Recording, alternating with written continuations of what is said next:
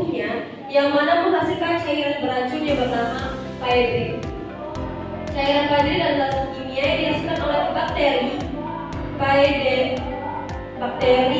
Paedenolis.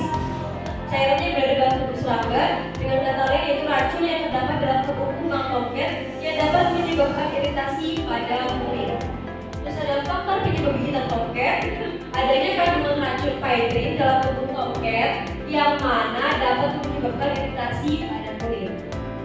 Di sini ada tanda dan gejala gigitan tomcat. Di sini ada 4. Yang pertama yaitu kulit terasa panas. Yang kedua, gatal yang tidak terbentuk. Yang ketiga, munculnya lupus seperti yang sudah bakar. Dan yang terakhir itu rasa nyeri dan kaku. Yang mana kulit terasa langsung akan timbul kayak rasa terbakar dari itu. Dan yang kedua, gatal yang tidak mendung, maksudnya gatal yang tidak terkendali. Nah, saat kita terkena gigitan tomcat, kita dilarang untuk menggaruk karena hal itu akan terjadi lepuhan. Kemudian rasa gatal itu kurang lebih 1-2 hari atau 24-48 jam. Kemudian yang terakhir yaitu rasa nyeri dan kaku. Nah, karena kita menggaruk tadi kan terjadi lepuhan, terus mengakibatkan nyeri dan kaku. Maka dari itu jangan kalau kita kena tomcat kita jangan menggaruk, apalagi mencoba-coba untuk menggali-gali. Karena takutnya nanti ada iritasi.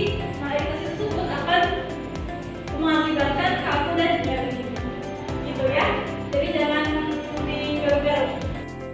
Tanda dari garukan itu berapa?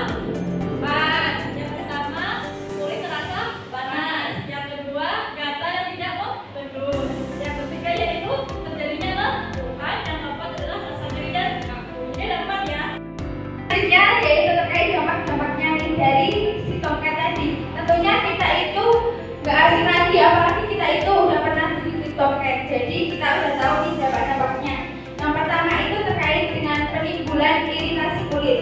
Kemudian rasa gatal dan juga perih ini muncul ketika kita itu menggaruk ya.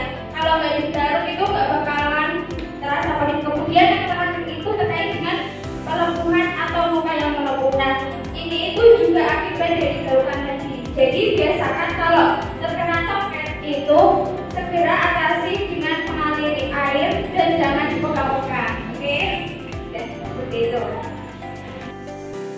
Dari ulang tadi yang sudah saya sampaikan terkait dengan dampak-dampaknya nih. Dampak-dampaknya nih tadi ada 3 ya.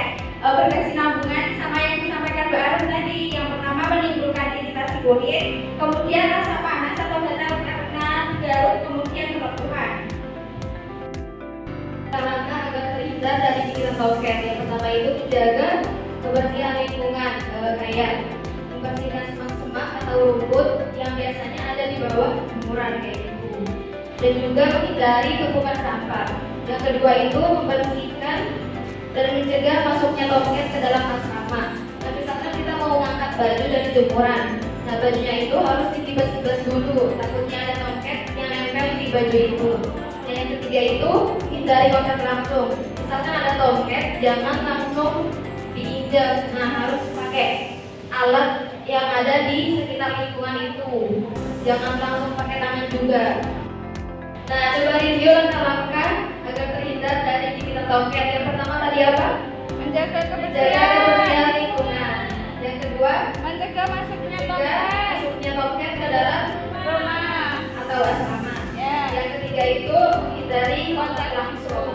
Nah, maksudnya menghindari kontak langsung itu bukan WA-an ya, rela. Kayak misalkan ada tomcat, jangan langsung diinjak. Jadi harus pakai alat lainnya kayak gitu. Alat apapun itu terserah. Oke. Nah, untuk selanjutnya itu terkait dengan penanganan yang dapat dilakukan ketika kita terkena tomcat nih. Yang pertama itu jangan menghancurkan atau menginjak tomcat agar racun yang terdapat pada tomcat tidak menyebar ke kulit. Jadi kalau kita udah tahu ada di situ itu indikasi tomcat udah ada racunnya, maka diusahakan kita itu untuk menghindari. Kemudian yang kedua itu segera mencuci kulit yang terkena gigitan tomcat dengan sabun dan air mengalir. Jadi langsung dialiri air, jangan sampai tomcatnya itu menyebar kemana-mana. Kemudian yang ketiga itu terkait hindari menggaruk atau menyentuh area yang teriritasi itu. Kemudian yang keempat itu oleskan salep atau anti radang ataupun dokter jika iritasi memburuk. Jadi salep ini mungkin ada yang dari pabrik Cina itu juga bisa, atau enggak nanti kita dari farmakologi itu ada yang alami dari lidah buaya seperti itu. Yang terakhir itu terkait dengan penanganannya. Tadi sudah saya sampaikan kan, tentunya adik-adik maupun teman-teman di sini udah tahu nih penanganan apa saja yang dapat kita lakukan agar si tomcat tadi tidak menimbulkan bahaya bagi kita. Seperti itu ya. Jadi untuk 4 poin tadi dimohon untuk dipahami dan juga diterapkan ketika kita terkena oleh tomcat. Ada berapa? Apa aja satu? Ya. Terus yang kasih terang tadi yang ada 3. Terima kasih untuk adik-adik dan teman-teman semua yang sudah berpartisipasi dalam penyembuhan kita sore hari ini. Kami dari kelompok A1 dan mohon izin karena Mbak Sela di situ ngomong dengan kita, jadi kameramen jadinya nggak bisa bersama kita di sini. Semoga apa yang kami sampaikan bermanfaat. Bila kita walidaya, walidawainya